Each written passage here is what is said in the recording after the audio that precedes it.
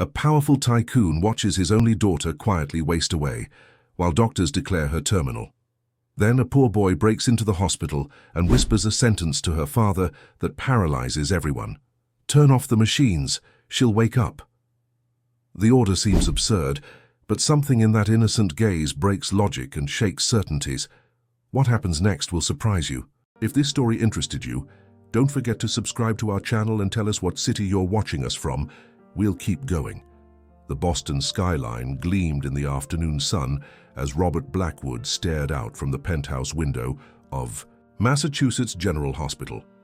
At 58, his salt and pepper hair and tailored Italian suit couldn't mask the exhaustion etched across his face. For 3 months, he had barely left this floor, maintaining a desperate vigil beside his 13-year-old daughter Lily's bed. "Mr. Blackwood," Dr. Nathaniel Spencer's voice pulled Robert from his thoughts. "We need to discuss Lily's latest test results." Robert's shoulders tensed.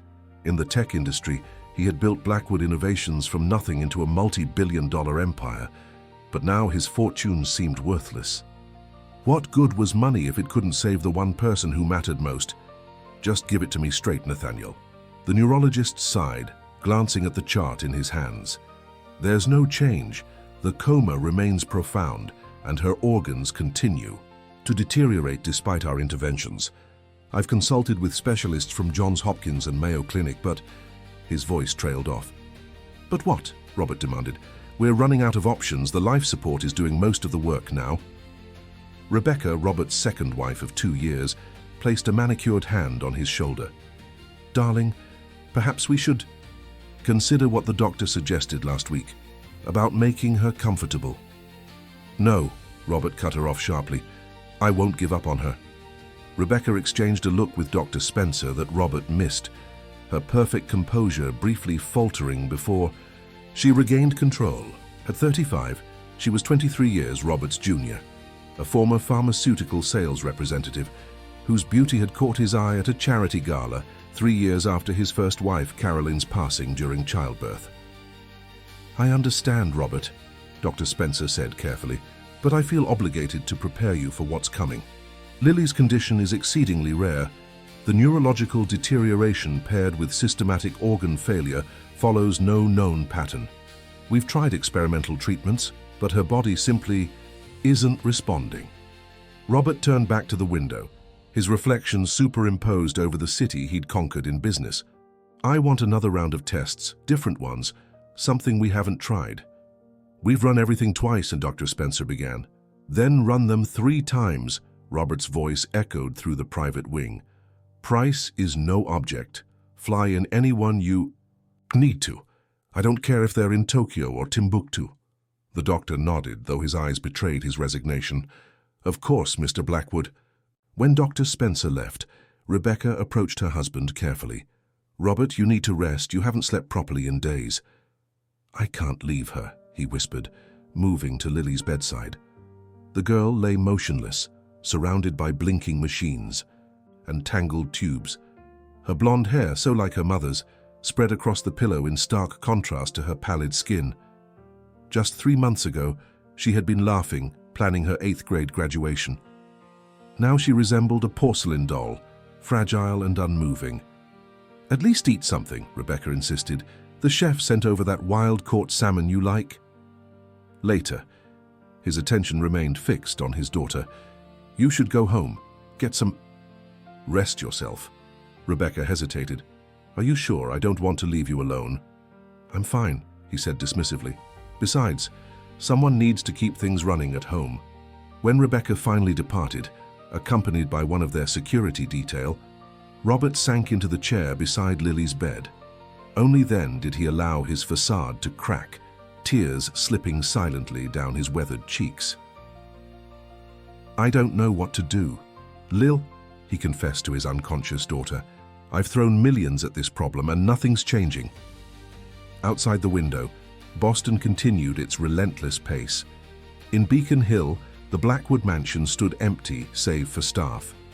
The historic 5-story brownstone had once echoed with Lily's laughter, but now its elegant rooms were silent.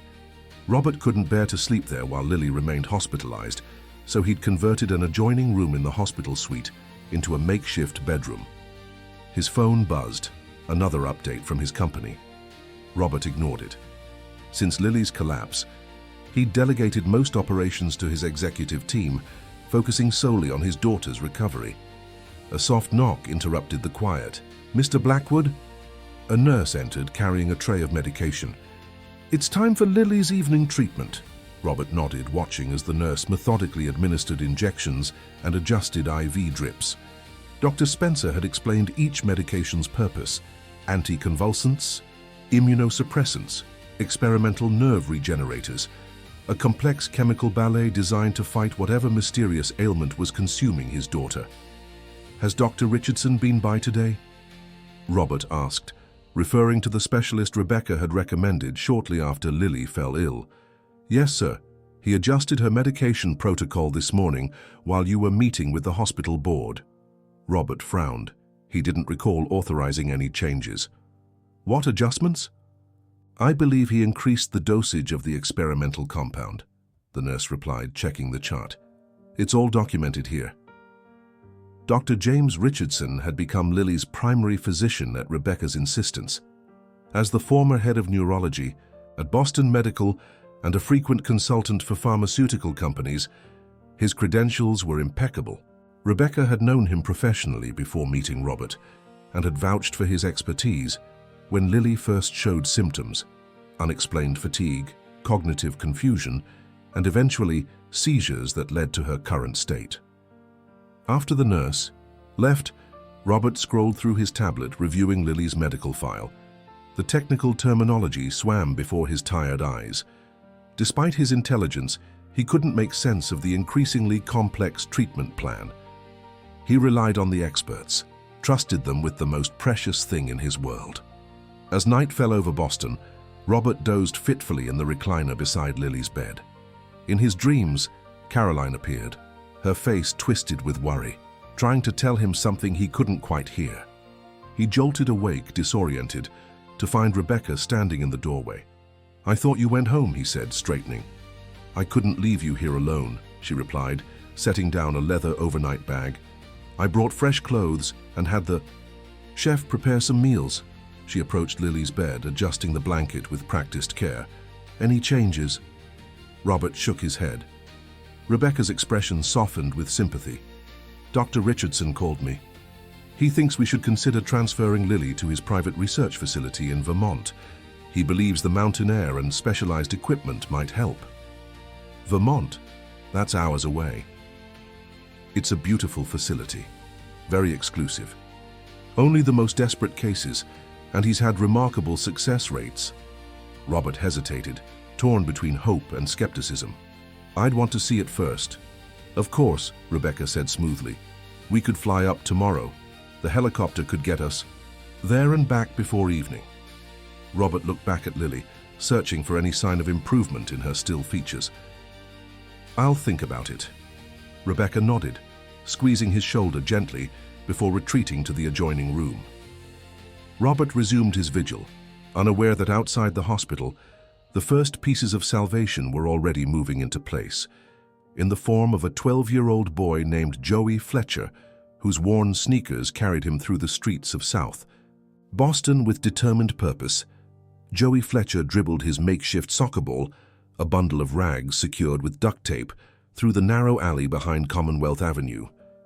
At 12, he was small for his age, with a mop of unruly brown hair and eyes that had seen too much too soon. The worn Red Sox cap he wore had been his father's, now one of the few possessions he cherished after his parents had lost their apartment following his dad's workplace injury.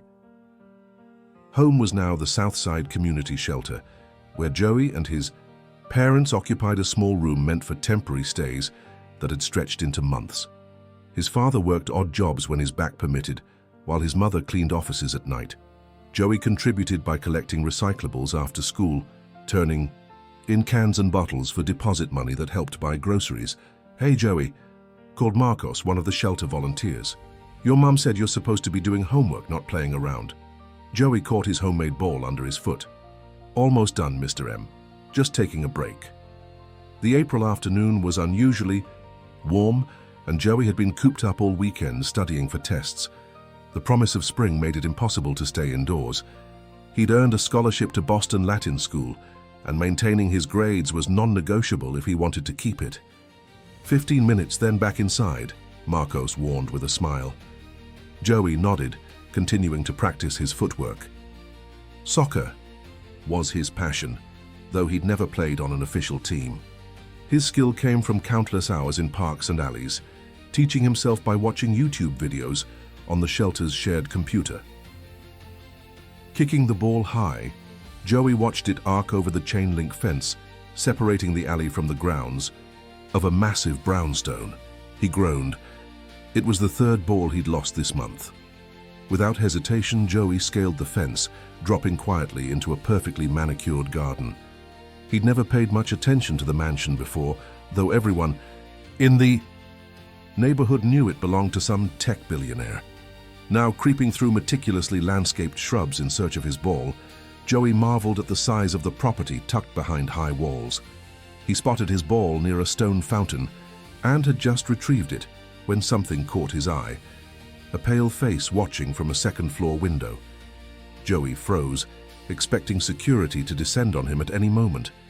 Instead, the girl in the window, she couldn't be much older than him, pressed her palm against the glass and smiled tentatively. Joey hesitated, then raised his hand in greeting. To his surprise, the window slid open. "Are you looking for treasure?" the girl called down, her voice soft but eager. Joey glanced at his ragged ball. "Just this. Sorry for trespassing." "I don't mind," she said. "Nobody ever comes back here." "Except gardeners." She leaned forward, blonde hair spilling over the windowsill. "I'm Lily." Joey. An awkward silence followed before Lily asked, "Can you do any tricks with that?" Joey grinned, dropping the ball to his feet and demonstrating a series of moves, balancing it on his instep, bouncing it on his knees, executing a perfect rainbow kick. Lily applauded, delight brightening her face. "That's amazing," she exclaimed. "I've never seen anyone do that in person." "It's easy once you practice," Joey shrugged, though pride warmed his chest. "Don't you play sports?" Lily's smile dimmed. "I'm not allowed outside much. Daddy says it's not safe." Joey looked around at the walled garden with its state-of-the-art security cameras. "In this fortress?" "He's protective," Lily explained, "especially since Mom died. I have tutors instead of school, and most of my friends are from online classes." Joey couldn't imagine being confined to the shelter all day, no matter how luxurious the surroundings. "That sounds lonely." "It is," Lily admitted, "especially since Dad works so much. It's mostly me and Rebecca, my stepmom, but she has her own friends and activities." A rustling sound from inside the room caused Lily to glance over her shoulder. "I have to go," she whispered urgently. "My stepmother's coming." "Wait," Joey began, but Lily had already closed the window, disappearing from view. Joey stared at the empty window for a moment, before tucking his ball under his arm and climbing back over the fence. As he walked back to the shelter, he couldn't shake the image of Lily's face, eager for connection yet somehow fragile, like a bird in a gilded cage. The next day after school, Joey found himself drawn back to the mansion. He told himself he was just taking a shortcut, but his steps slowed as he approached the garden wall. He was about to continue on when he heard his name called softly. "Joey? Is that you?" Lily stood in a small side door built into the garden wall, a book clutched to her chest. "How'd you know I'd come this way?" Joey asked, surprised. "I didn't," Lily admitted. "I've been checking every few minutes since lunch. Rebecca's at her spa appointment, and the housekeeper is busy with the delivery men upstairs." She glanced around nervously before adding, "Do you want to come in just for a little while?" Joey hesitated, knowing he should head to the recycling center, but curiosity won out. He slipped through the door into a garden that seemed even more impressive from ground level, sculpted hedges, marble benches, and a small koi pond that shimmered in the afternoon light. "This is like a secret park," Joey marveled. Lily beamed. "It's my favorite place. Dad had it designed based on a garden my mom loved in England." Her expression clouded. "Though I don't remember her much." I was just a baby when she died. I'm sorry, Joey said awkwardly. Lily shrugged. It's okay. Dad says I'm just like her. She brightened again. Want to see the fish? They're Japanese. Some of them are over 50 years old. The next hour passed in a blur as Lily showed Joey around the garden, chattering about the plants and statues with the enthusiasm of a museum docent. Joey was surprised to discover how easy she was to talk to, despite their different backgrounds. She wasn't at all what he'd expected from someone who lived in a mansion. So what's it like, going to a real school? Lily asked as they sat on a stone bench, sharing the sandwich Lily had smuggled from the kitchen. Loud, crowded, sometimes boring, Joey admitted. But mostly good. I like learning things, especially science. Me too, Lily exclaimed. I'm doing an advanced biology curriculum. My tutor says I could probably skip ahead to high school level next year. As they talked, Joey noticed how Lily occasionally lost her train of thought or searched for words that seemed to elude her. When he mentioned it, she frowned. It's been happening a lot lately. Dad thinks it's just stress or growing pains. Rebecca says I study too hard. Maybe you need more fresh air and soccer, Joey suggested, demonstrating a toe tap with his ball. Lily laughed, attempting to mimic him but nearly tripping. Joey caught her arm, steadying her. Whoa, careful. Sorry, she said, her cheeks flushing. I've been kind of clumsy lately too. Rebecca says I'm going through an awkward phase. A chime from Lily's pocket interrupted them. She pulled out a sleek phone, alarm crossing her face. That's Rebecca's car at the gate. You have to go. She can't find you here. Joey gathered, his ball heading for the side door. Will you be here tomorrow? I have a doctor's appointment, but maybe the day after, around 4. Joey nodded, slipping through the door. It's a date. Over the next 2 weeks, their friendship blossomed in stolen moments. Joey visited whenever he could between school and his recycling routes, and Lily always seemed to be watching for him, ready with snacks and stories about her online classes or books she was reading. Joey taught her soccer basics, delighting in her determination despite her increasing coordination problems. Lily shared her extensive knowledge of plants and helped Joey with his literature homework. They crafted elaborate stories about the koi fish, giving each one a name and personality. For a few precious hours at a time, both escaped the constraints of their very different lives. During their 5th meeting, Joey noticed Lily seemed particularly tired, dark circles shadowing her eyes.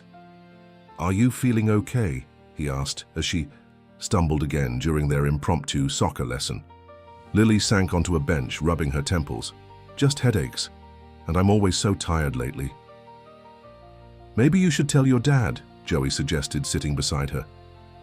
I did, Lily sighed. He took me to a specialist. Dr. Richardson says it's probably just a virus, but they're running tests. That's why I'm home today instead of at my piano lesson. She attempted a smile. Rebecca's been giving me these health shakes that Dr. Richardson recommended, but they taste awful. Joey frowned. How long have you been feeling bad? A couple of months, I guess. It comes and goes. Lily's eyes suddenly widened. Joey, look. She pointed toward the flower bed, where a monarch butterfly had landed on a purple coneflower, its orange wings pulsing slowly in the sunshine. It's the first one I've seen this year, Lily whispered, her face lighting up. Joey watched her, more than the butterfly, troubled by the contrast between her enthusiasm and her obvious fatigue. Something didn't seem right. But before he could say more, Lily swayed slightly, pressing her hand to her forehead. Lily. I just got really dizzy, she murmured. Maybe I should go lie down. Joey helped her to the side door, worry gnawing at his stomach. Promise you'll tell your dad how bad you're feeling? I promise, Lily said, squeezing his hand. Same time. On Thursday. But Thursday came and Lily didn't appear at the garden door, nor the next day or the day after. Joey lingered by the wall each afternoon, hoping to catch a glimpse of his friend, but the house remained silent, with blinds drawn over all the windows. Nearly a week later, Joey overheard 2 women talking at the bus stop near the shelter. Blackwood's daughter collapsed right in her tutor's arms, They say she's at Mass General in some kind of coma. Joey felt his blood run cold. Lily was in trouble, and somehow he knew it wasn't just any virus. Massachusetts General Hospital loomed before Joey like a mountain as he stood across the street clutching his backpack straps. 3 weeks had passed since he'd last seen Lily. 3 weeks of worry, of nightmares, of piecing together fragments of information from overheard conversations and newspaper headlines about the Blackwood heiress's mysterious illness. "You can do this," he whispered to himself, summoning courage. Getting inside wasn't the problem. The hospital's public areas were accessible to anyone. Finding Lily in the massive complex was the challenge. Joey had skipped his afternoon classes, telling his math teacher he had a dentist appointment. His parents would be upset if they found out, but he couldn't shake the feeling that Lily needed him. The main lobby buzzed with activity as Joey slipped inside, trying to look like he belonged. A volunteer at the information desk was helping an elderly couple, giving Joey the opportunity to study the directory. The problem was, he didn't know where to look. Private patients like Lily wouldn't be listed on public directories. Joey noticed a delivery person dropping off a bouquet at the desk. As the florist left, Joey caught sight of a clipboard with delivery information. He casually moved closer, pretending to tie his shoe while scanning the list upside down. His heart jumped. L. Blackwood, Neurology, West Wing, Suite 1142. Taking a deep breath, Joey headed for the elevators. He pressed the button for the 11th floor, his stomach knotting as the doors closed. The elevator was crowded with doctors and visitors who paid no attention to a kid in a Red Sox cap and faded Boston Latin sweatshirt. The doors opened onto a hushed corridor with plush carpeting and muted lighting, clearly not a standard hospital floor. A sign indicated he had entered the VIP wing. Joey walked purposefully, as if he knew exactly where he was going, passing a nurse's station where staff were focused on computer screens. Suite 1142 was at the end of the hall, guarded by a broad-shouldered security officer who sat on a chair outside, scrolling through his phone. Joey hesitated, his plan faltering. He couldn't just walk past security. Ducking into a supply closet, Joey considered his options. As he stood thinking, the door opened and a hospital worker entered, startled to find someone inside. "Sorry," Joey stammered. "I got lost looking for the bathroom." The woman pointed him toward the public restrooms, and Joey thanked her, an idea forming. He made his way to the cafeteria on the ground floor, purchasing a small bouquet of daisies from the gift shop with money saved from his recycling work. Returning to the 11th floor, Joey now carried the flowers and a card he'd quickly filled. "Out, get well soon, Lily, from your classmates at Boston Academy."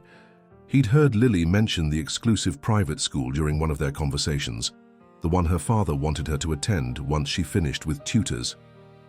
This time, Joey approached the security guard directly.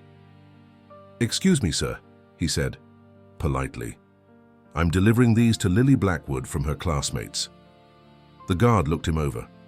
"ID badge?" Joey's heart sank, but he maintained his composure. "I don't work for the hospital. Mrs. Peterson from Boston Academy asked me to drop these off since my mom works here." The lie came smoothly, born of desperation. The guard seemed to waver, glancing at the innocent bouquet and the earnest-looking boy. "Please," Joey added. "Her classmates really miss her." Something in Joey's expression must have convinced him. "Fine, but make it quick." Her father stepped out for a business call and the stepmom's at some charity thing. Nurses inside, though. Joey nodded gratefully, his pulse racing as the guard knocked on the door. A nurse opened it, and the guard explained about the delivery. The nurse, looking harried, waved Joey in. "Just set them on the side table. I need to get some supplies from the cart down the hall. Don't touch anything, and don't wake her if she's sleeping." Joey nodded, stepping into the room as the nurse hurried out. The opulent suite bore little resemblance to a hospital room despite the medical equipment. Designer furniture, artwork, and a wall of windows overlooking Boston created the atmosphere of a luxury hotel. And there, in the center of it all, lay Lily. Joey's throat tightened at the sight of his friend. Lily looked impossibly small amidst the tangle of tubes and wires. Her skin had a grayish cast, and her blonde hair lay limp against the pillow. Monitors beeped steadily, tracking vital signs that meant nothing to Joey but suggested a life hanging by technological threads. "Lily?" he whispered, approaching the bed. There was no response, not even a flicker of her eyelids. Joey sat down the flowers and reached for her hand, shocked at how cold it felt. "It's me, Joey. I don't know if you can hear me, but I've been really worried about you." The only sound was the rhythmic beeping of machines. Joey continued, his voice breaking slightly. "The garden misses you. I checked on it yesterday, snuck in the same way as before. The butterfly bush is starting to bloom, and I saw 2 monarchs. Remember when you said they were your favorites?" Still nothing. Joey swallowed hard. "The koi are okay too. I even remembered their names: Emperor, Sunset, and Freckles." He attempted a smile. "Freckles still comes right up to the edge when you approach, just like you showed me." Joey fell silent, watching Lily's chest rise and fall with mechanical precision. This wasn't how it happened in movies, where coma patients magically woke at the sound of a loved one's voice. Reality was crueler, more mundane in its persistence. "What happened to you, Lily?" he murmured. "You were fine. And then—" The sound of voices approaching in the hallway made Joey freeze. He recognized one immediately. Rebecca Blackwood's cultured tones rising and falling in conversation with a man. Joey looked frantically for a hiding place, finally ducking behind a tall privacy screen in the corner just as the door opened. "I'm telling you, James, Robert is getting suspicious. He's questioning everything now. The medication changes, the Vermont facility, all of it." Rebecca's voice was tense, all trace of the sympathetic stepmother gone. "Calm down," the man, presumably Dr. Richardson, replied. "Robert is grasping at straws because conventional medicine is failing his precious daughter. He'll come around to the Vermont option once he sees this week's deterioration." Joey peered through a crack in the screen panels, watching as a tall man in a white coat checked Lily's vitals while Rebecca paced nervously. "And if he doesn't?" she demanded. "If he brings in more specialists, someone's bound to notice eventually." Dr. Richardson smiled coldly. "Notice what? That we're treating an unprecedented neurological condition with experimental protocols. Everything we're doing is documented and justified in her chart. The compounds are undetectable after 48 hours, which is why we maintain the regimen." Joey's blood ran cold as he struggled to understand what he was hearing. "What about the trust?" Rebecca asked, lowering her voice. "Have you made progress with the paperwork?" "Almost there," Dr. Richardson replied, adjusting something on Lily's IV. "Once we have medical power of attorney transferred to you, we can move her to the private facility. After that, it's just a matter of time before nature takes its course." "And the money?" "As her legal guardian following Robert's unfortunate breakdown, you'll control everything until she turns 25. If she doesn't make it to 25, he shrugged meaningfully. "Don't say it out loud," Rebecca hissed. "Just make sure no one can trace anything back to us." "Please," Dr. Richardson scoffed. "I've been causing natural deterioration in patients for years when families wanted accelerated inheritances. No one's ever suspected." Joey's hand flew to his mouth to stifle a gasp. They were poisoning Lily had been all along to get her inheritance. The health shakes she'd complained about, the increasing symptoms, the coordination problems. It all made horrifying sense now. "Here's today's dose," Dr. Richardson said, removing a vial from his pocket. "This goes into her central line, not the regular IV. It'll cause further deterioration of cognitive function, making her case seem even more hopeless to Robert." Rebecca took the vial, studying it. "And there's really no antidote? If Robert somehow agreed to include me in the will directly, we could potentially let her recover." The doctor laughed. "At this point, the damage is extensive. She might survive without further doses, but she'd likely have permanent neurological impairment. Besides, your prenup specifically excluded you from direct inheritance. The only way you get the Blackwood billions is through Lily." "I've worked too hard to settle for less," Rebecca said coldly, approaching Lily's IV line. 2 years playing, the devoted wife to that workaholic, listening to endless stories about his precious Caroline. and their perfect daughter. I deserve every penny. Joey watched in horror as Rebecca prepared to inject the contents of the vial into Lily's central line. His mind raced. He had to do something, had to stop them. Without thinking, he lunged from behind the screen. "Get away from her," he shouted.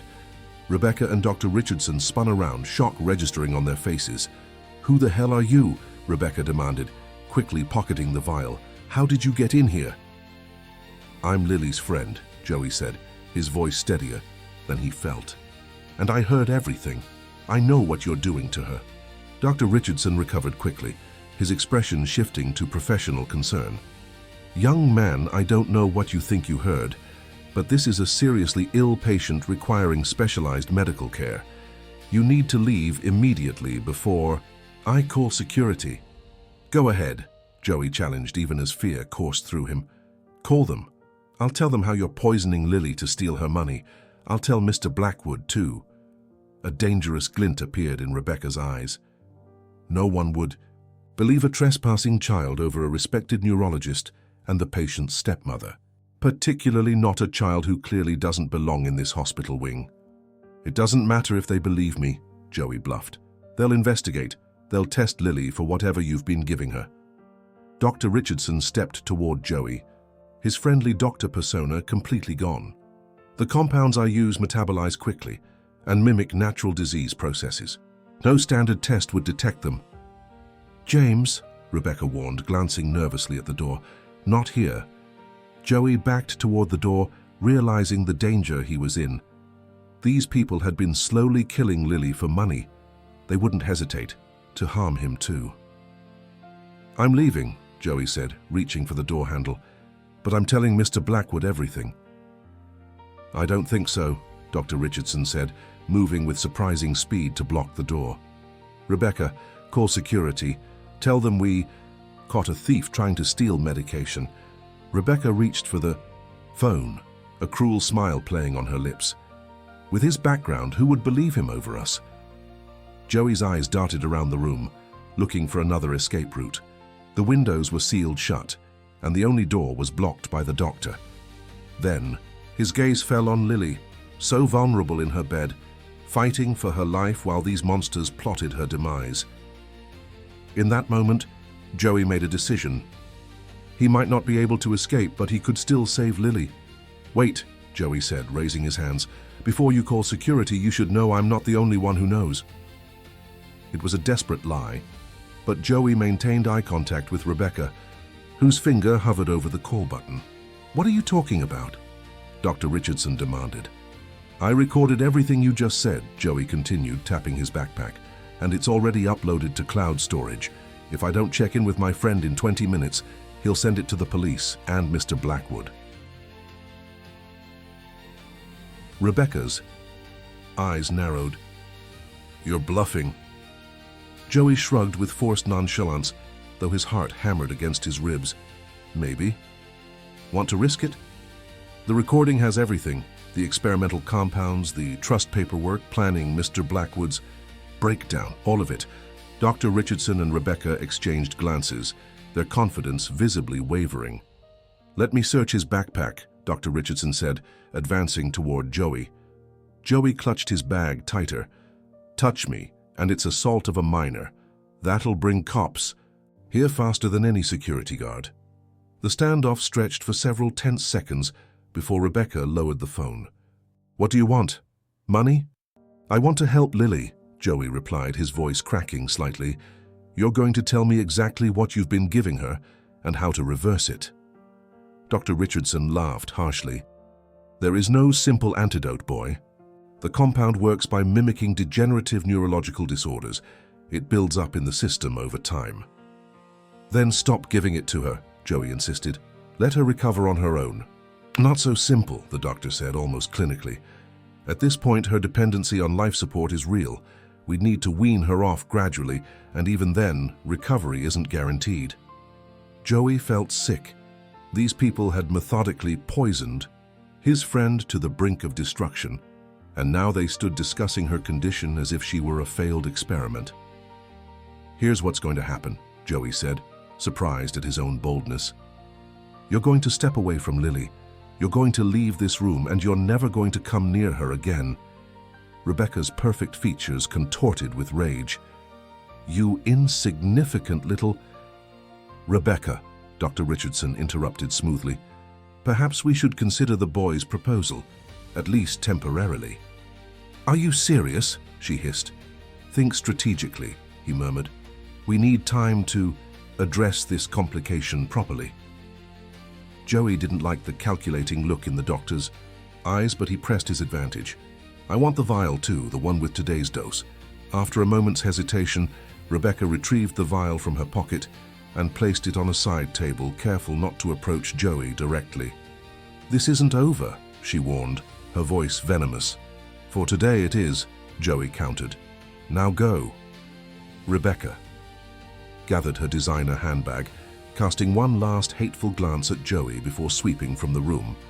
Dr. Richardson lingered, his professional demeanor firmly back in place.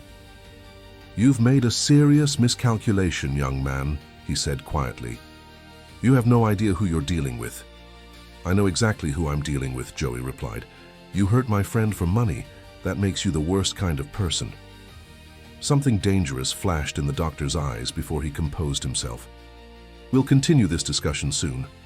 With that ominous promise, he followed Rebecca out. As soon as they left, Joey's bravado collapsed. He sagged against the wall, trembling with reaction. He'd bought himself time, but that was all. They would regroup, counter his bluff, perhaps return with hospital security and a plausible story about a troubled boy harassing their patient. Joey approached Lily's bed, tears welling in his eyes. I'm sorry I couldn't do more, he whispered, but I'm not giving up on you. He examined the machines surrounding Lily, overwhelmed by their complexity. Each monitor displayed vital signs, each IV pump delivered medications. How could he possibly know which were helping and which were hurting her? The vial on the table drew his attention. Without touching it, Joey used his phone to take photos from multiple angles, capturing the label with its scientific nomenclature and dosage information, evidence if he could find someone to believe him. A sudden thought struck him. Mr. Blackwood, Lily's father, was the one person who might listen, who had the power to protect her. But how could Joey reach him? And would a billionaire believe a kid from a homeless shelter over his wife and his daughter's doctor? Joey didn't have time to formulate a plan. The door opened and a nurse different from the one before entered, surprise registering on her face. Who are you? Visitors aren't allowed without family present. I'm Lily's friend, Joey stammered. The guard let me bring flowers. He gestured toward the forgotten daisies. The nurse frowned. Well, visiting hours are over. You need to leave now. Joey nodded, reluctantly moving toward the door, his mind racing.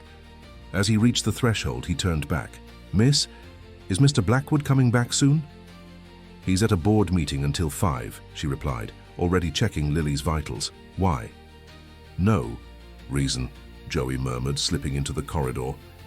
The security guard had been replaced by a different man who barely glanced at Joey as he left. Joey made his way to the elevator, his thoughts tumultuous. He had about 3 hours before Mr. Blackwood returned, 3 hours to figure out how to save Lily. Outside the hospital, Joey found a quiet corner in a nearby park and pulled out his phone. He wasn't a medical expert, but he knew someone who might help. Ms. Patel, his science teacher, who had worked in pharmaceutical research before teaching. Joey hesitated only briefly before calling the number from the class contact sheet. Mrs. Patel? It's Joey Fletcher. I'm sorry to bother you, but I need help. It's an emergency. To her credit, Ms. Patel listened without interruption as Joey explained the situation, leaving out names but emphasizing the urgency. Joey, she said when he finished, these are extremely serious allegations. If what you're saying is true, we need to contact authorities immediately. But I don't have proof, Joey argued, just what I overheard. And they're powerful people, a doctor and a rich woman. Who would believe me? Miss Patel was silent for a moment. Send me the photos of the vial. I still have contacts in toxicology who might identify the compound. And Joey, be careful. If these people are doing what you suspect, they're dangerous. After sending the photos, Joey sat on a park bench, watching the entrance to Massachusetts General. His phone battery was at 15%, and the afternoon shadows were lengthening. He couldn't go back to Lily's room without risking encounter with Rebecca or Dr. Richardson, but he couldn't leave her unprotected either. At 4:30, Joey's phone vibrated with a text from Ms. Patel. Compound appears to be modified neurotoxin with sedative properties. Dangerous, not approved for human use. Used in some experimental treatments, but highly controversial.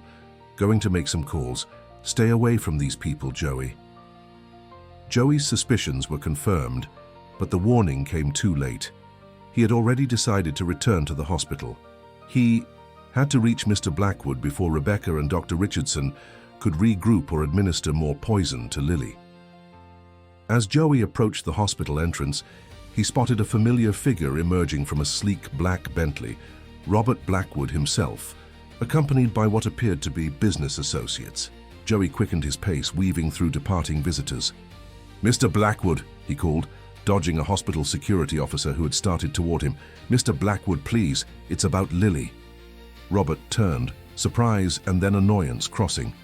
His features as a disheveled boy in a Red Sox cap rushed toward him. His security detail moved to intercept Joey. "Sir, please," Joey gasped as a guard caught his arm. "Your wife is poisoning Lily, I have proof." Something in Joey's desperate expression must have penetrated Robert's composure. He raised a hand, stopping his security team. "What did you say about my daughter?" he asked, his voice dangerously quiet. "Your wife and Dr. Richardson are poisoning her," Joey repeated, breathless. "I heard them talking. They want her inheritance. They've been making her sick on purpose." Disbelief, anger, and then a flicker of something else, doubt, crossed Robert's face. "That's a very serious accusation, young man." "I know," Joey acknowledged. "But I'm Lily's friend. I used to visit her in your garden. Ask her about Emperor Sunset and Freckles, the koi fish. She'll tell you, if she wakes up." Robert studied Joey intently, the professional mask slipping, to reveal the anguished father beneath. "Security, escort this young man to my daughter's suite discreetly." To Joey, he added, "I want to hear everything. But if you're wasting my time or playing some kind of twisted prank—" "I'm not," Joey promised. "I would never hurt Lily." The next 20 minutes were a blur as Joey was escorted through service corridors to avoid the main hospital thoroughfares. Robert dismissed his business associates and followed separately, his face grim with concentration. In a small consultation room adjacent to Lily's suite, Joey recounted everything: how he'd met Lily, their friendship, her gradual illness, and finally, the damning conversation he'd overheard between Rebecca and Dr. Richardson. "I took pictures of the vial they were going to give her," Joey explained, showing Robert his phone. "My science teacher says it's some kind of neurotoxin." Robert's expression had grown increasingly thunderous throughout Joey's account.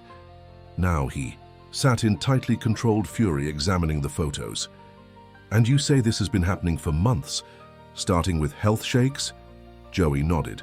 "Lily said they tasted terrible, but Rebecca insisted they were good for her." Robert closed his eyes briefly, as if gathering strength. "Lily started complaining about those shakes shortly after Rebecca recommended Dr. Richardson. I thought she was just being a typical teenager resistant to health foods."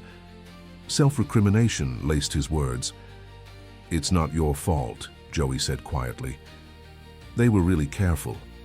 Dr. Richardson said the poison mimics natural diseases and disappears from the system quickly."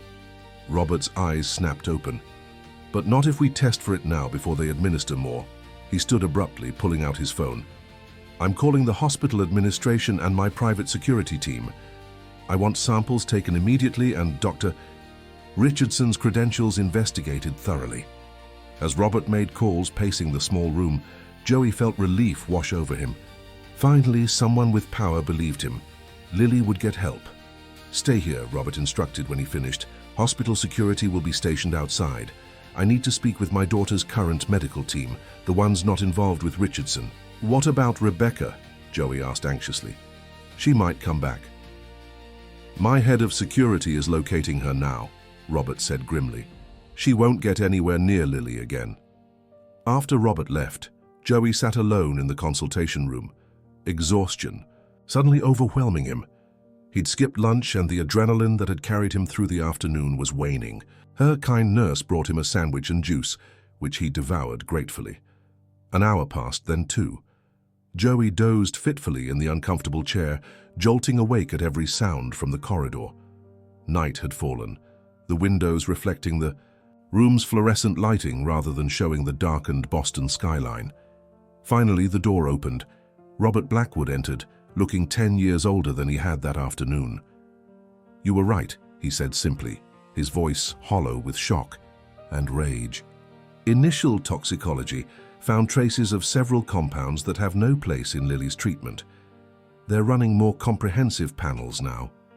He sank into a chair. "I've spent millions on specialists, cutting-edge treatments, all while my own wife was poisoning my daughter under my roof." Joey didn't know what to say. No words could ease that betrayal. "How did you know?" Robert asked suddenly. "What made you suspect?" "Lily was my friend," Joey said simply. "She was getting better. When we played in the garden, but worse after her treatments. It didn't make sense." Robert studied the boy before him. Worn clothes, scuffed sneakers, a backpack patched with duct tape, and saw something he recognized, the same fierce determination that had driven him from a working-class neighborhood to billionaire status. "You risked a lot coming here today," Robert observed. "Those people could have hurt you." Joey shrugged. "Lily would have done the same for me." A commotion erupted in the hallway, raised voices, the thud of hurried footsteps.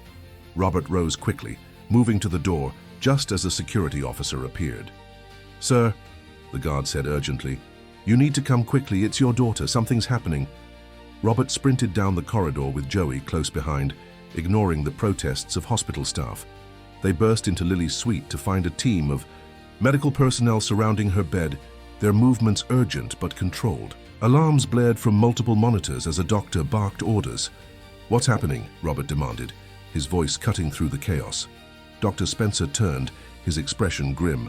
"Her vitals are crashing, blood pressure's dropping, and she's showing signs of system failure." Could it be from the compounds we found?" Robert asked, the color draining from his face. "Possible," Dr. Spencer replied, "or withdrawal from them. We've taken her off all medications except life support, but her body could be reacting to the sudden change." Joey pushed forward, his eyes fixed on Lily's pale face amidst the medical team.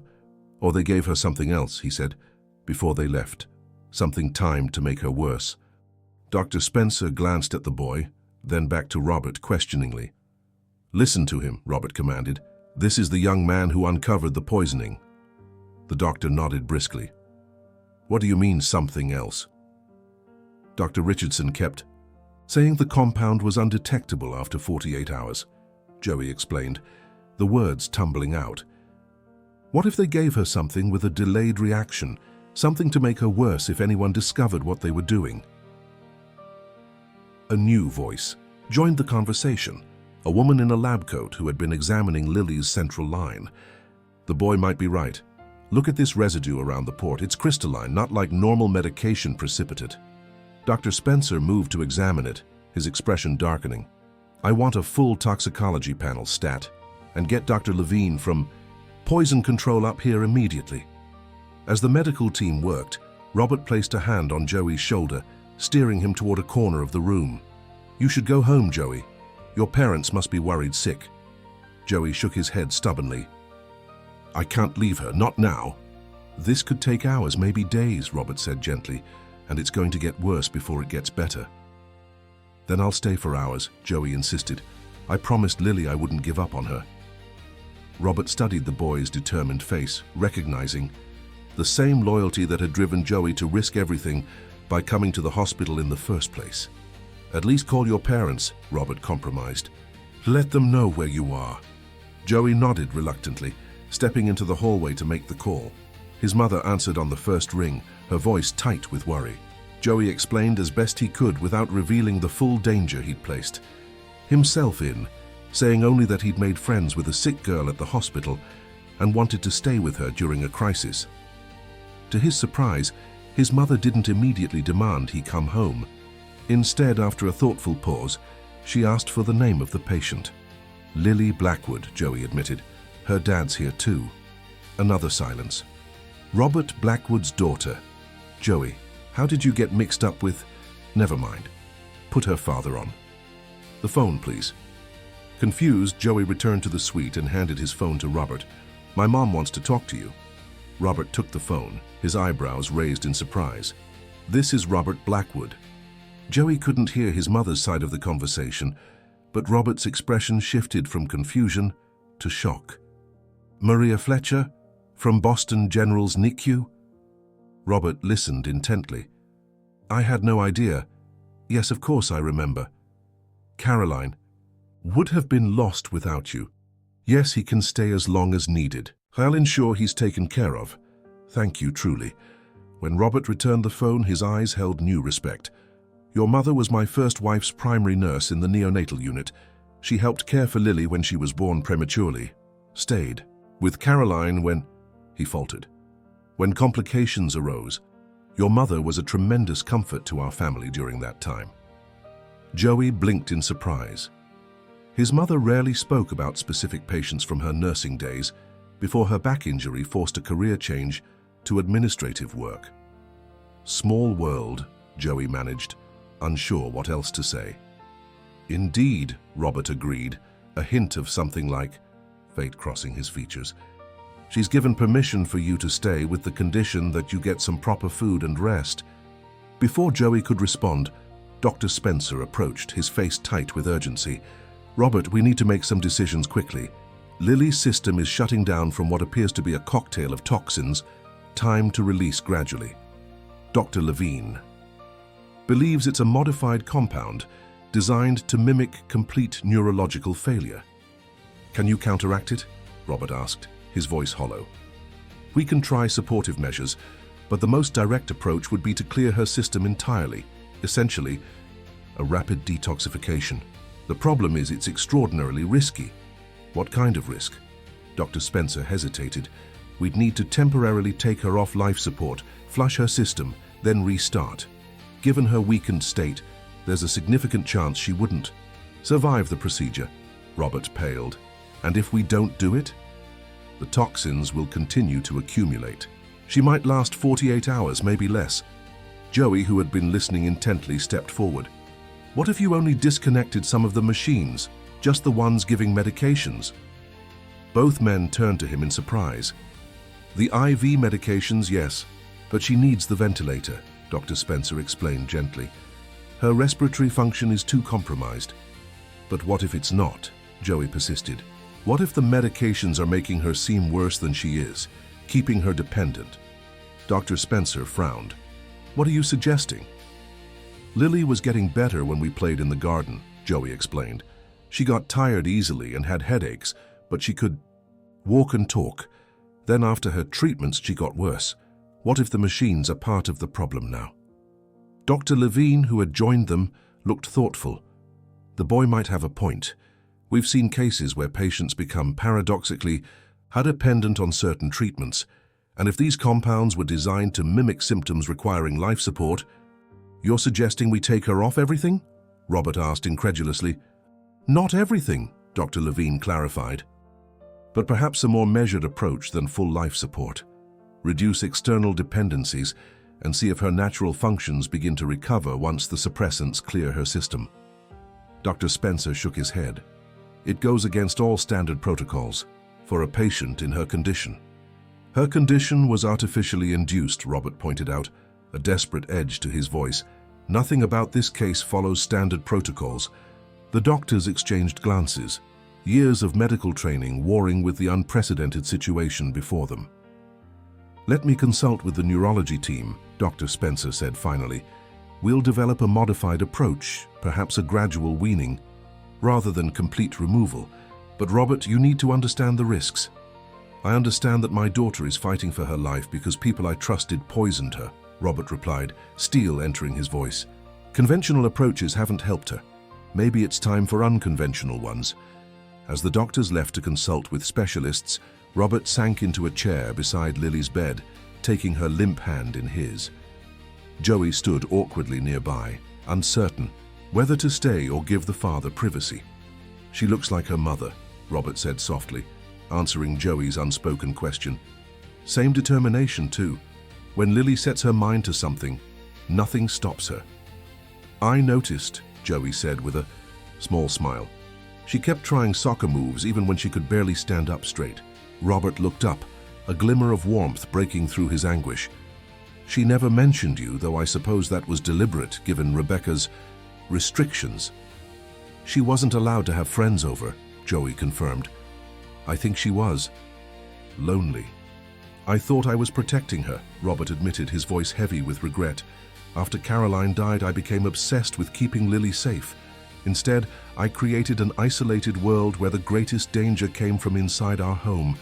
Before Joey could respond, the medical team returned, now accompanied by additional specialists.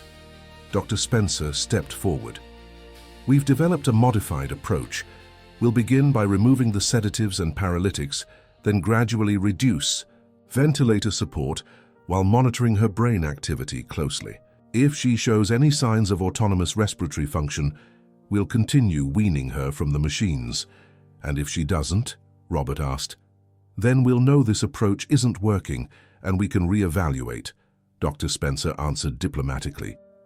The next hour passed in tense silence as medications were systematically withdrawn.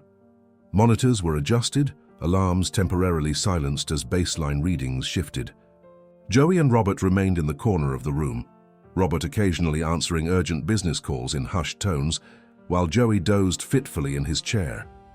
A sudden change in the rhythm of beeping jolted them both to attention.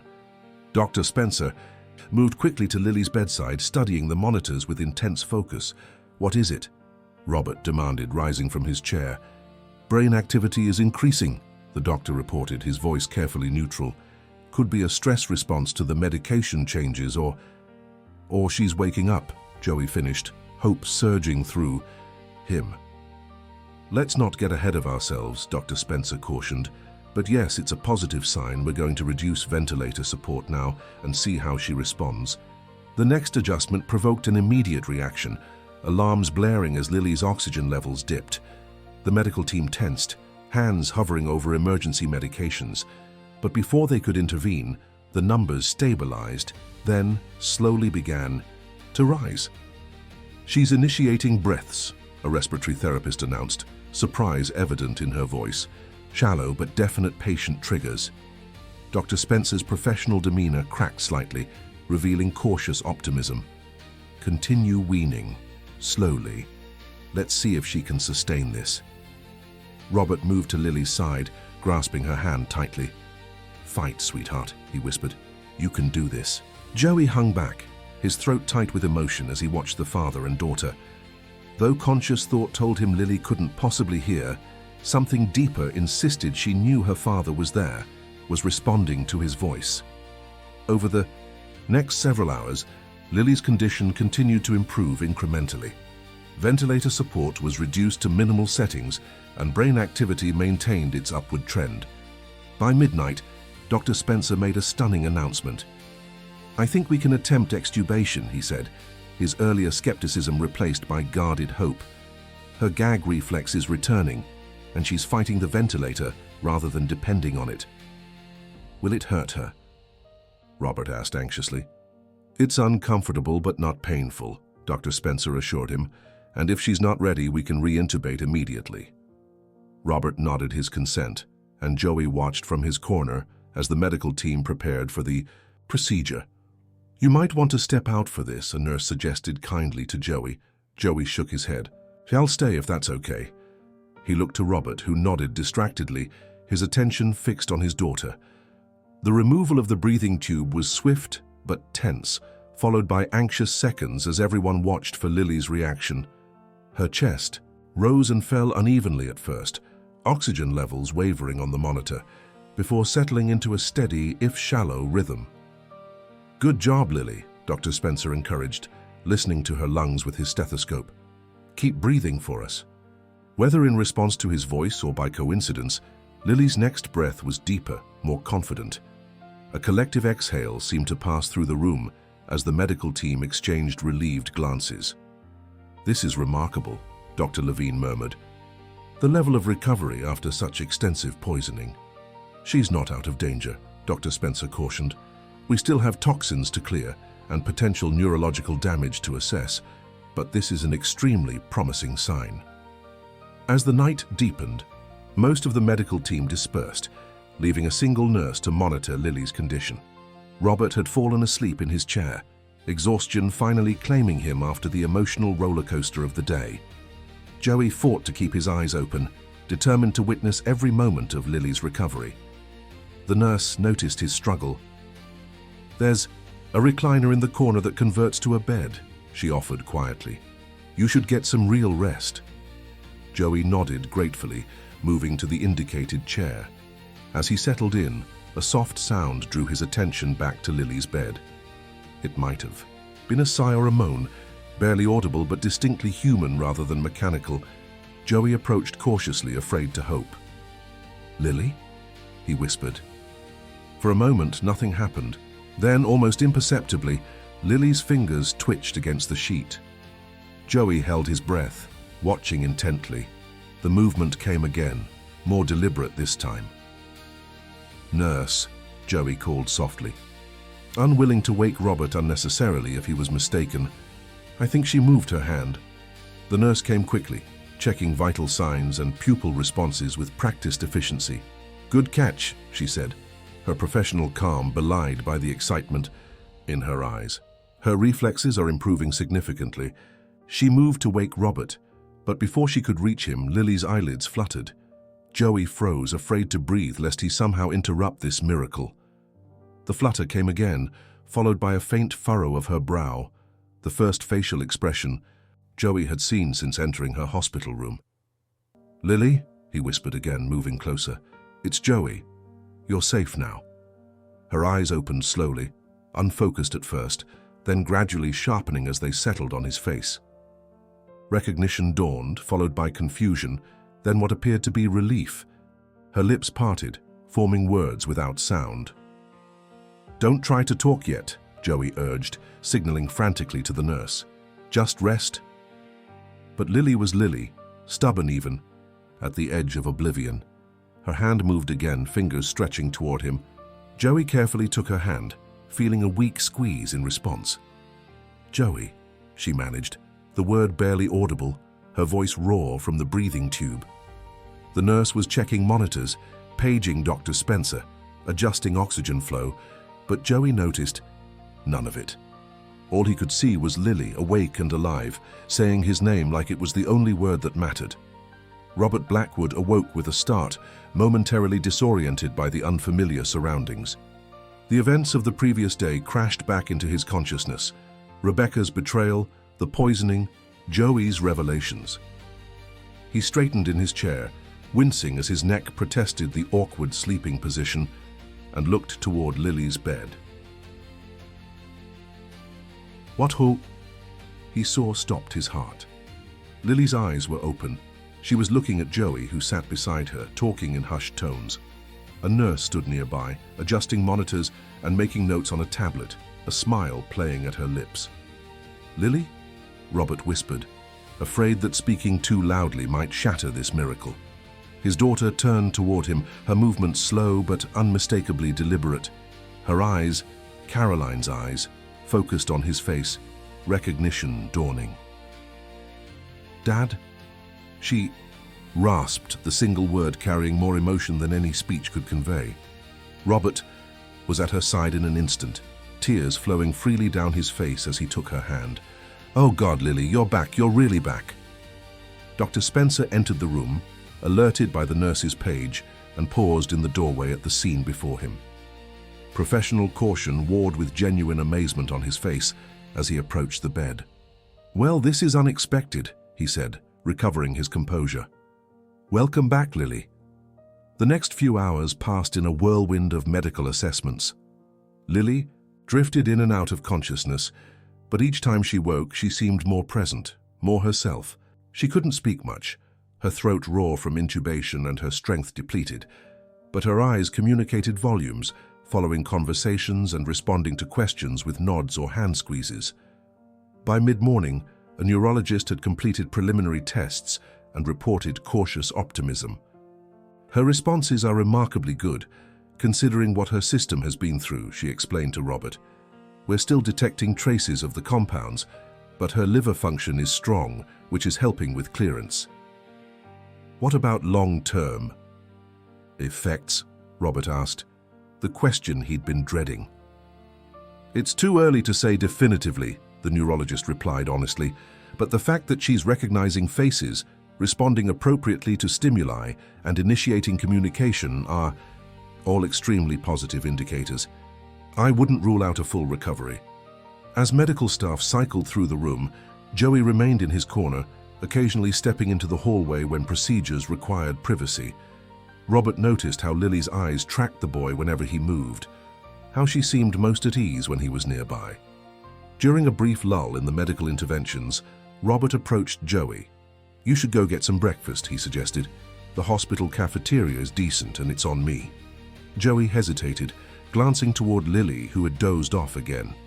She'll still be here when you get back, Robert assured him, reaching for his wallet. And you need to keep your strength up. Joey nodded reluctantly, accepting the $20 bill Robert pressed into his hand. I won't be long. After Joey left, Robert returned to Lily's side, studying his daughter's face as she slept. The grey pallor had receded somewhat, and her breathing was steady and natural. It seemed impossible that just 12 hours earlier, doctors had been warning him to prepare for the worst. Mr. Blackwood? A hospital administrator appeared in the doorway, accompanied by two serious-looking men in suits. These gentlemen are from the Boston Police Department.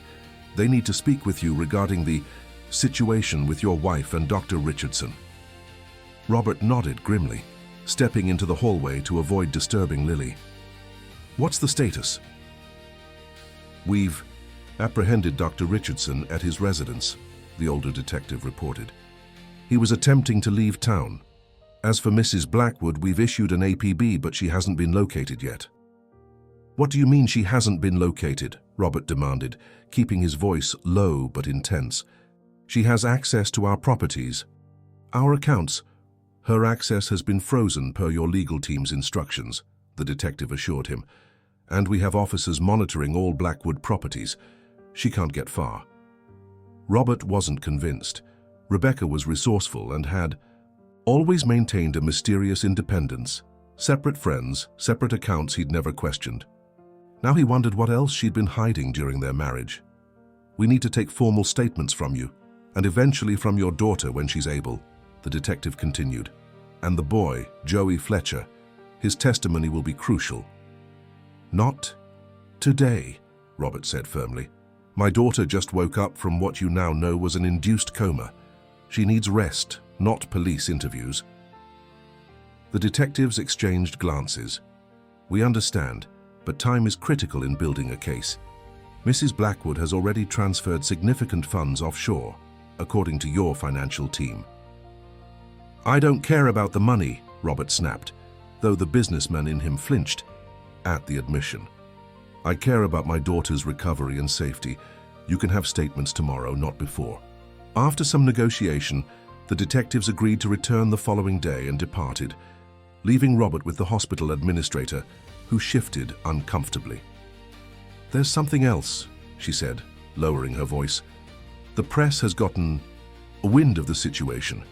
We've increased security on this floor, but reporters are gathering outside the hospital, given your profile. Robert closed his eyes briefly. The last thing Lily needed was media attention, but he knew from experience that there was no avoiding it. His PR team would need to craft a statement, control the narrative before speculation ran wild. Thank you for the warning, he said. I'll handle it. When Joey returned from the cafeteria, Robert was on his phone, issuing clipped instructions to his security team. Joey slipped quietly into Lily's room, finding her awake and attempting to sip water through a straw held by a nurse. Hey, he said softly, approaching the bed. Lily's face brightened visibly. She set down the water cup with a shaky hand and gestured for him to come closer. You saved me, she whispered, her voice stronger than before, though still hoarse. Joey shrugged, embarrassed. Your dad did most of the work. Lily shook her head stubbornly. You figured it out, no one else did.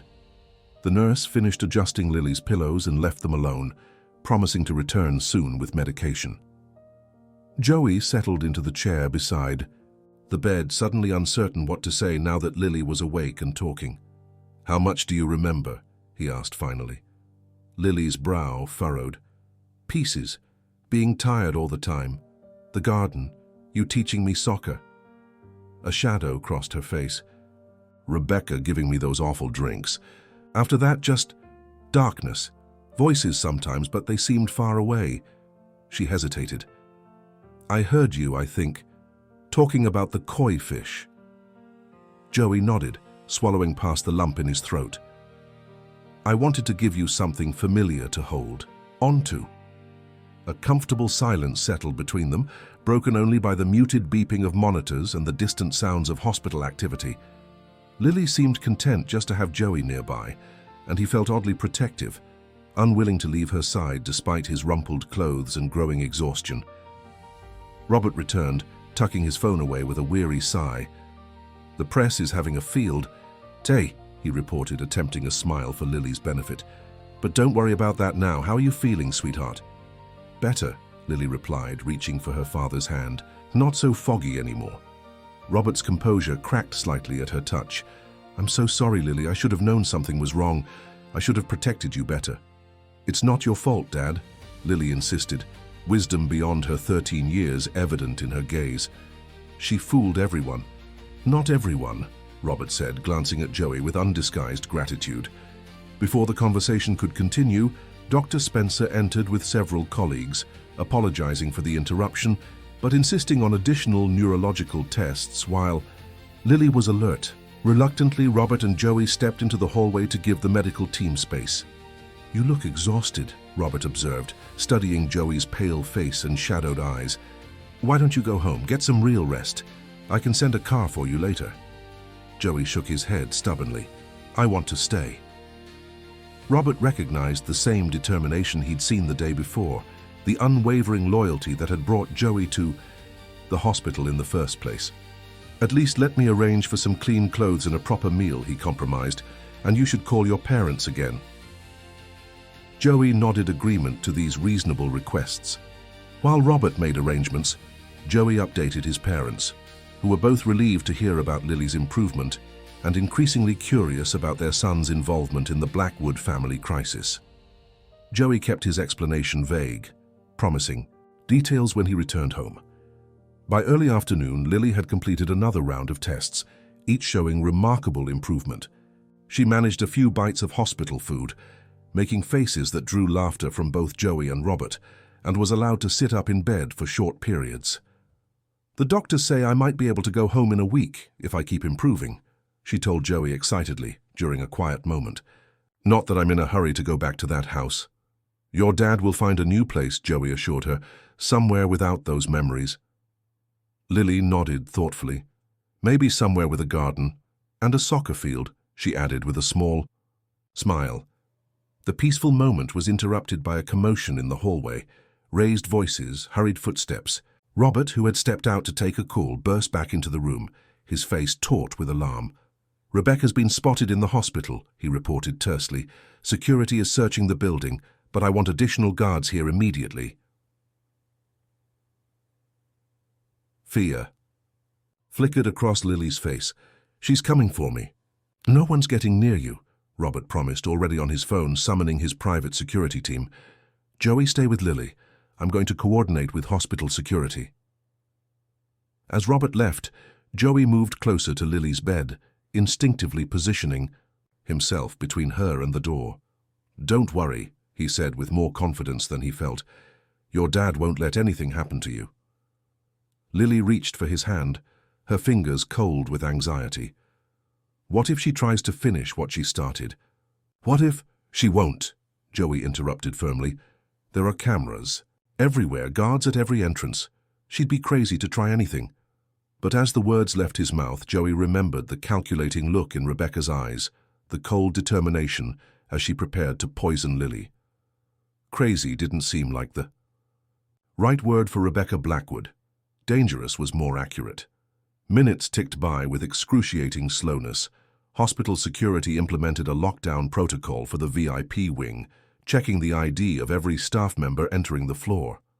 Robert returned briefly to confirm that his security team was in position throughout the hospital, working alongside police who had arrived in response to the potential threat. "They'll find her," he assured them, though tension lined his face. "And this time, she won't escape justice."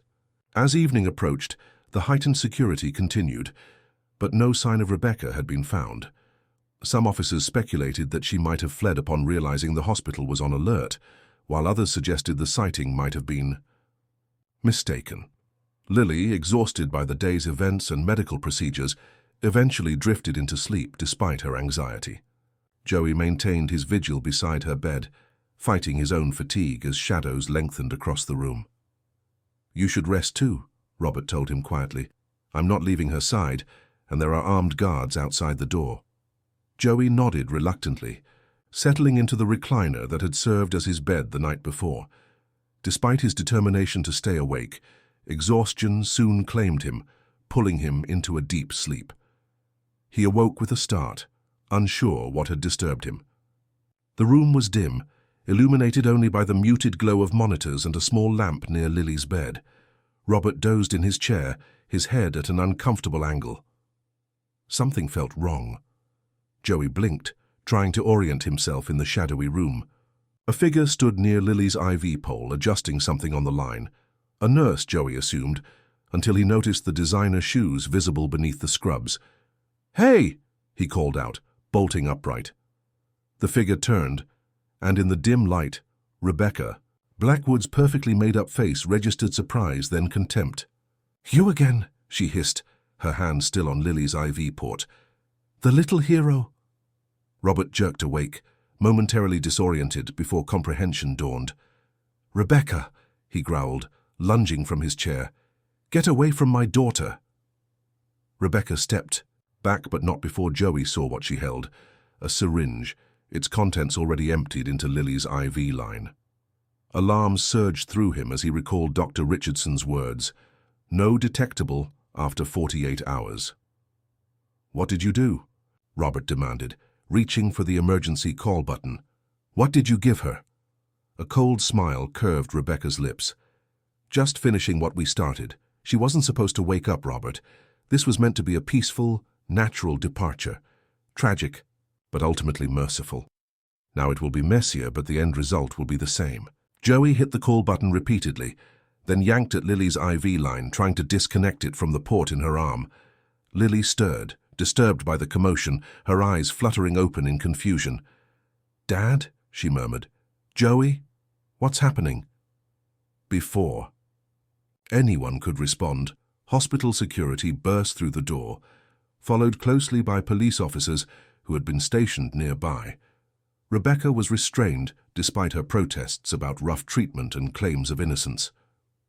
"Check her pockets," Joey instructed urgently. She injected something into Lily's IV. A syringe was indeed found in Rebecca's lab coat pocket, and Dr. Spencer, summoned by the emergency alert, immediately ordered a sample of Lily's blood for analysis. "I need to know what compound we're dealing with," he told the officers, restraining Rebecca. "Lives are at stake." Rebecca's composure finally cracked. "You think I'd tell you? After all this? She was supposed to die quietly, leaving everything to me as Robert's sole heir. Now, you've ruined everything." "Rebecca Blackwood, you're under arrest for attempted murder," an officer began, reading her rights as she struggled against their grip. "It's too late anyway," Rebecca spat, her elegant facade completely gone. "The compound is already in her system. Even if you identify it, there's no antidote. James made sure of that." As Rebecca was led away, still hurling threats and accusations, Dr. Spencer and his team worked frantically to address the new crisis. Lily's IV was removed and replaced at a different site. Blood samples were rushed to the lab, and monitoring equipment was adjusted to track any changes in her condition. "How are you feeling?" Dr. Spencer asked Lily, checking her pupils with a penlight. "The same, I think," she replied, her voice steadier than Joey would have expected given the chaos. "Should I feel different?" "Not necessarily," the doctor assured her. Whatever she administered might take time to act, or it might have been neutralized by your existing medications. Or she could have been bluffing, Robert suggested, holding Lily's hand tightly, trying to cause more pain even without the means to carry out her threat. Dr. Spencer nodded thoughtfully. Possible. We've sent officers to question Dr. Richardson specifically about this new compound. In the meantime, we'll monitor Lily closely and prepare countermeasures for any symptoms that develop. As the initial crisis response settled into watchful waiting, Joey found himself marveling at Lily's composure. Despite having just faced her would-be killer, she remained calm, even offering reassurance to her visibly shaken father. "It's over, Dad," she said softly. "They caught her. She can't hurt us anymore." Robert squeezed her hand, struggling to match her remarkable strength. "You're right, sweetheart. It's over." But as Joey watched the medical team preparing emergency medications and additional monitoring equipment, he wondered if Rebecca's final act of vengeance might yet claim its victim. Had they truly saved Lily only to lose her now? The night stretched endlessly as they waited for signs of the mystery compound's effects. Every fluctuation in vital signs brought doctors rushing to Lily's bedside. Every lab result was scrutinized for changes. Yet as dawn approached, Lily remained stable, tired but alert, showing no signs of deterioration. Finally, as morning light filtered through the windows, Dr. Spencer entered with an expression of cautious relief. "Good news," he announced.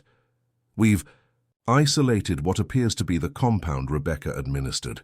It's a paralytic agent, similar to what Dr. Richardson had been using previously." "Is it dangerous?" Robert asked, the fear evident in his voice. "It could have been at a higher dose or in a patient not already receiving counteractive agents," Dr. Spencer explained.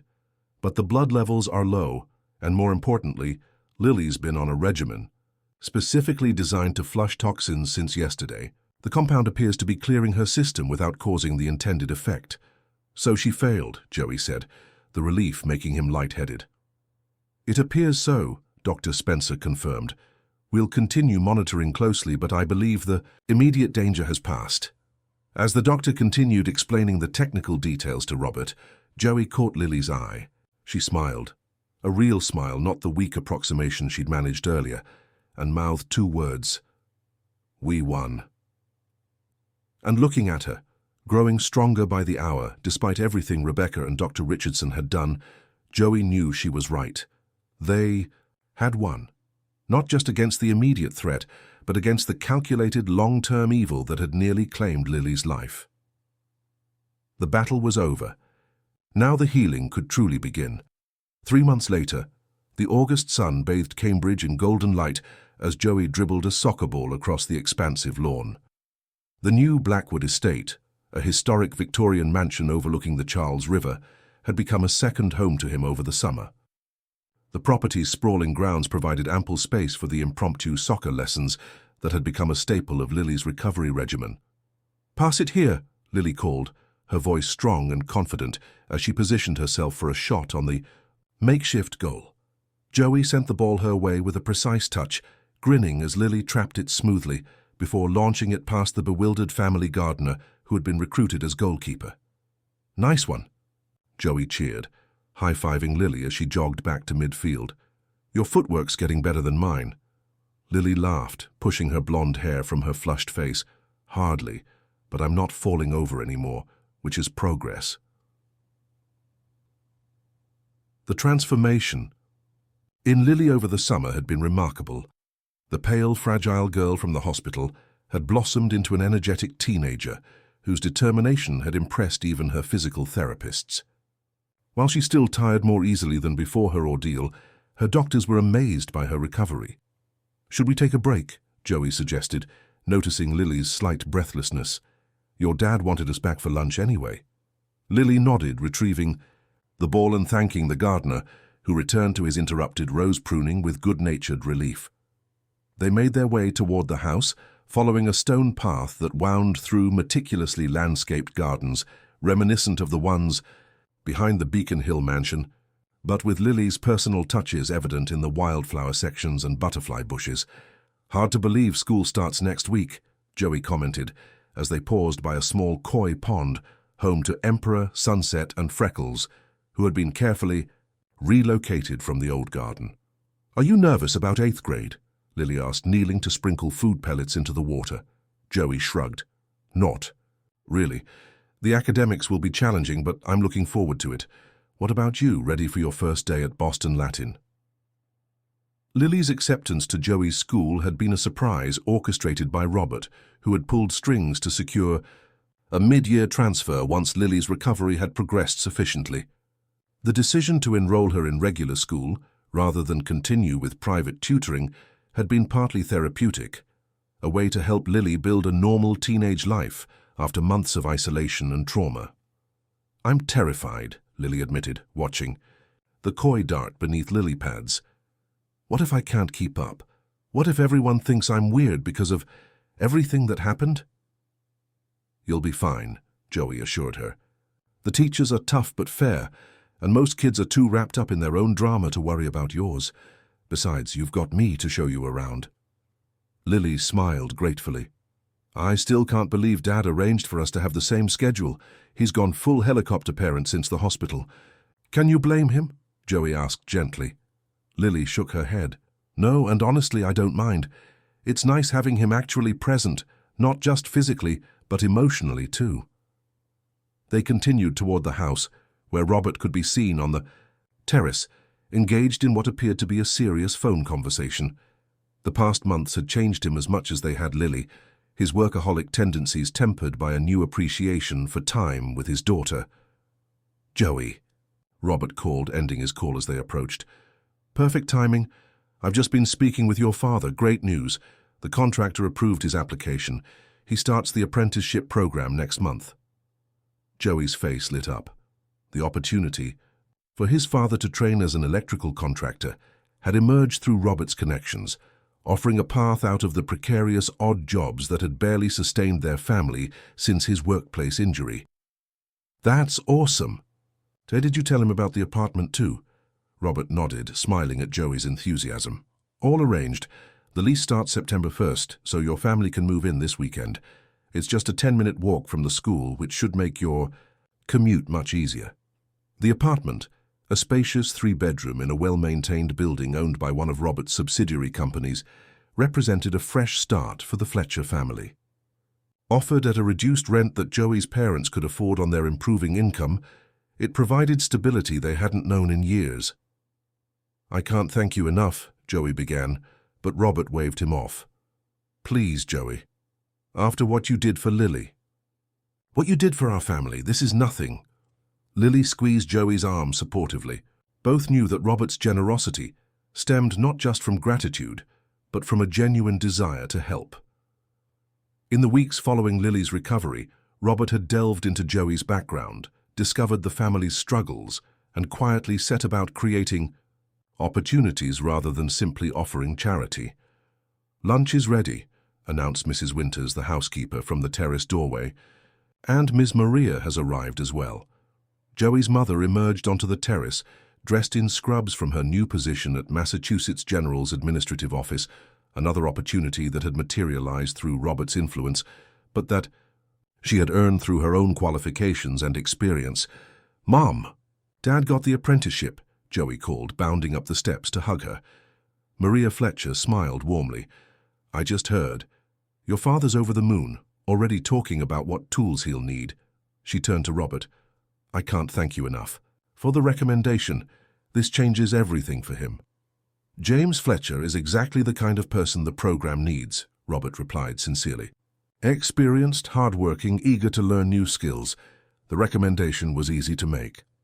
As they settled around the table for lunch, the conversation flowed easily between updates on Rebecca and Dr. Richardson's pending trial, Lily's school, preparations, and the Fletcher family's upcoming move. "The prosecutors are confident," Robert explained, responding to Maria's question about the case. "The evidence is overwhelming, not just from Lily's poisoning, but from at least 2 other patients they've identified who died under suspicious circumstances while under Richardson's care." "Will Lily need to testify?" Maria asked, her nursing background giving her particular insight into the medical aspects of the case. They don't think so, Robert replied, glancing at his daughter with protective concern. Joey's testimony about what he overheard, combined with the physical evidence and Rebecca's attempted final attack at the hospital, should be sufficient. Lily had remained largely shielded from the legal proceedings, though she had given a deposition about her experiences with the health shakes and medication. The media frenzy had eventually subsided, replaced by occasional updates as the case progressed toward trial. After lunch, while Robert and Maria discussed the logistics of the upcoming move, Joey and Lily retreated to the music room, where Lily had recently resumed piano lessons. "Want to learn a duet?" she offered, patting the bench beside her. Joey laughed. "I can barely tell which key is which. You'd be better off teaching a cat." "Everyone starts somewhere," Lily insisted. "I'll show you the basics, and you can show me that rainbow kick again later." Joey relented, settling beside her on the bench as she patiently demonstrated finger positions for a simple melody. Her enthusiasm was contagious, and soon Joey found himself awkwardly but determinedly picking out notes. "Not bad for a first try," Lily encouraged. "You've got good rhythm from soccer. That helps with timing." "I'll stick to sports," Joey replied, good-naturedly. "But it's cool watching you play. You're really talented." Lily's expression turned thoughtful. "You know what I realized recently? When I was sick before the hospital, when Rebecca was first giving me those shakes, I stopped playing piano. It was too hard to concentrate and my fingers wouldn't cooperate. I thought I was just being lazy or going through a phase." "You couldn't have known what was happening," Joey said gently. "I know, but it makes me appreciate being able to play even more now." She ran her fingers lightly over the keys. "Every time I sit here, it feels like a victory over her. Like I'm reclaiming something she tried to take away." The maturity in Lily's perspective struck Joey anew. Despite her age and the trauma she'd endured, Lily had emerged not just surviving but growing, finding meaning and strength in her recovery that many adults would struggle to achieve. Their moment of reflection was interrupted by Robert, who appeared in the doorway with an expression of barely contained excitement. "I have a surprise for both of you," he announced. "Come to my study." They exchanged curious glances before following him down the hall to the wood-paneled room lined with books and technology. On Robert's desk sat 2 leather-bound folders, each with a name embossed in gold. "What is this?" Lily asked, picking up the folder with her name. "Open it," Robert urged, watching them expectantly. Inside each folder was an identical document, legal paperwork with complex terminology, but a clear title, the Blackwood Fletcher Scholarship. "Foundation. You're starting a scholarship?" Joey asked, scanning the document with growing confusion. "That's cool, but why are our names on it?" "Because it's your foundation," Robert explained, his voice thick with emotion. "Funded with an initial endowment of $10 million and designed to support children who demonstrate exceptional character and determination despite challenging circumstances." Lily looked up from the papers, her eyes wide. "You're putting us in charge of a foundation?" "Eventually, yes," Robert nodded. "For now, it will be professionally managed with input from both of you. But when you turn 18, you'll become full voting members of the board, with the authority to direct its activities." Joey stared at the document in disbelief. The Fletcher name alongside Blackwood on a multi-million-dollar foundation. It seemed impossible, yet the paperwork in his hands confirmed it. "But why?" he managed finally. Robert's expression softened. "Because what happened between you two, the friendship you built across such different backgrounds, the loyalty that ultimately saved Lily's life, that deserves to be honored and replicated. This foundation will identify young people with that same spirit and give them opportunities they might otherwise never receive." Lily embraced her father, tears shining in her eyes. "It's perfect, Dad. Thank you." Joey remained stunned, the magnitude of Robert's gesture slowly sinking in. This wasn't just a thank you, it was a legacy, a path forward that honored what had brought them together while creating something entirely new. "The first scholarships will be awarded next spring," Robert continued, his arm around Lily. "You'll both help review applications and select recipients. I thought it might give purpose to what you've been through, transforming a painful experience into something that helps others." I don't know what to say, Joey admitted. This is incredible. Robert clasped his shoulder warmly. You don't need to say anything, just use it well. That's all I ask. Later that evening, as Joey prepared to leave with his mother, Lily walked them to the front door. The setting sun cast long shadows across the driveway where Maria's used sedan, recently purchased with Robert's help, waited beside the Blackwood family's luxury vehicles. See you tomorrow for that history project? Lily confirmed, hugging Joey goodbye. Definitely, he agreed. I'll bring my notes from last year's class. Ms. Henderson recycles her assignments, so we'll have a head start. As Maria chatted briefly with Robert about final moving arrangements, Lily pulled Joey aside. I've been thinking, she said quietly, about everything that happened, how if you hadn't found me in the garden that day, if we hadn't become friends. Don't, Joey interrupted gently. We can't think about what might have happened. I know, Lily nodded, but I just wanted to say, you didn't just save my life, Joey. You gave me a real friend when I needed one most. Even before the hospital, even before you knew anything was wrong, that matters just as much. The simple sincerity of her words touched Joey deeply. You were my friend too, you know. When you showed up at that garden door every day excited to see me, no one had ever looked forward to my company like that before. Their conversation was interrupted by Maria calling that it was time to go. With a final wave, Joey followed his mother to the car, his mind already half planning tomorrow's history session with Lily. As they drove away from the Cambridge estate, Maria glanced at her son with a knowing smile. You've come a long way from throwing that ball over the garden wall. Joey laughed, watching the Blackwood house recede in the side mirror. Yeah, who would have thought a makeshift soccer ball would change so many lives? Back at the house, Lily stood on the front steps beside her father, waving until the Fletcher's car disappeared from view. The evening air carried the scent of late summer flowers and distant rain, promising change as September approached. They're good people, Robert observed, his arm around Lily's shoulders. The best, Lily agreed, leaning into her father's embrace. Together, they turned back toward their home. Not the cold, isolated mansion where Lily had once been held captive by circumstance and malice, but a warm, vibrant household gradually filling with friends, music, and genuine connection. In the garden, butterflies drifted lazily over the wildflowers Lily had planted, while in the pond, koi with names and personalities swam contentedly through clear waters.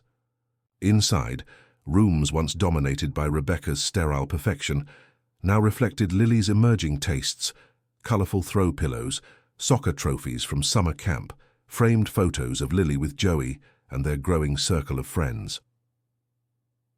As father and daughter disappeared into the house, the setting sun illuminated the scene one last time before slipping below the horizon, not an ending, but a promise of brighter days ahead. The darkness that had nearly claimed Lily's life had been vanquished not by wealth or power, but by the simplest yet strongest of human connections: true friendship. In its place grew something rare and precious, a bond between two families, forged in crisis but destined to thrive in peace. And through the foundation